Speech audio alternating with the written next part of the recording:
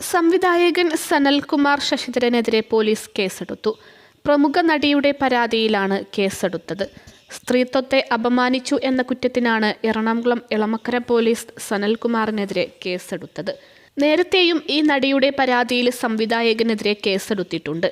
പ്രണയാഭ്യർത്ഥന നിരസിച്ചതിന് പിന്തുടർന്ന് അപമാനിക്കുന്നുവെന്നാരോപിച്ചാണ് 2022 നടി സനൽകുമാറിനെതിരെ പോലീസിൽ പരാതി നൽകിയത്.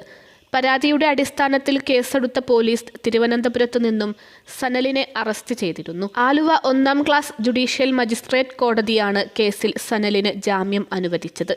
2019 ഓഗസ്റ്റ് മുതൽ സനൽകുമാർ ശശിധരൻ ശല്യം ചെയ്യുന്നുവെന്നാണ് നടിയുടെ പരാതി.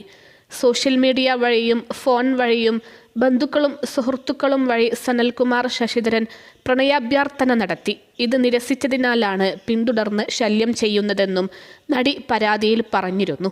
ഭീഷണിപ്പെടുത്തൽ, സോഷ്യൽ മീഡിയ വഴി അപമാനിക്കൽ തുടങ്ങിയ പരാതികളും സനൽകുമാർ ശശിധരനെതിരെയുണ്ട്.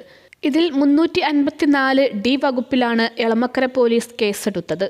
പിന്തുടർന്ന് ശല്യപ്പെടുത്തുക, നിരീക്ഷിക്കുക എന്നിവയാണ് സനൽകുമാർ ശശിധരനുമേൽ ചുമത്തപ്പെട്ടത്. ശിക്ഷിക്കപ്പെട്ടാൽ 3 വർഷം വരെ തടവ് ശിക്ഷ ലഭിക്കാവുന്ന കുറ്റമാണ്.